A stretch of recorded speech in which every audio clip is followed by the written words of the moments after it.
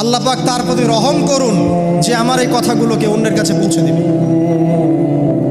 নবীজির ভাষণ। এরপর নবীজি বলছেন, জেনে রাখো নিশ্চয়ই তোমাদের পরস্পরের, মুসলিমদের পরস্পরের সম্পদ, পরস্পরের রক্ত, পরস্পরের এই যে জান মাল ইজ্জত, এগুলো একে অপরের জন্য হারাম।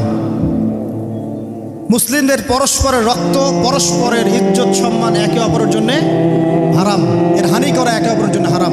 ঠিক যেমন আজকের এই দিন হারাম, এই শহর হারাম, এই মাসও হারাম। নবী করিম সাল্লাল্লাহু আলাইহি ওয়াসাল্লাম বলছিলেন, জেনে রাখো তিনটা বিষয়ে যেন তোমাদের অন্তর কখনো খেয়ানত না করে। তিনটা বিষয়ে তোমাদের অন্তর যেন কখনো খেয়ানত না করে। এক, তোমরা যে কাজটাই করবা শুধু আল্লাহ পাকের সন্তুষ্টির জন্য করবে।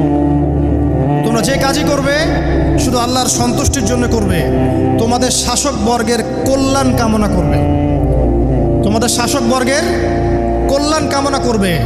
3 নাম্বার, মুসলিমদের জামাতকে আঁকড়ে ধরে রাখবে। মুসলিমদের ইউনাইটেড কমিউনিটিকে আঁকড়ে ধরে থাকবে। এই তিনটা বিষয় পালনের ক্ষেত্রে তোমাদের অন্তর যেন খেয়ানত না করে।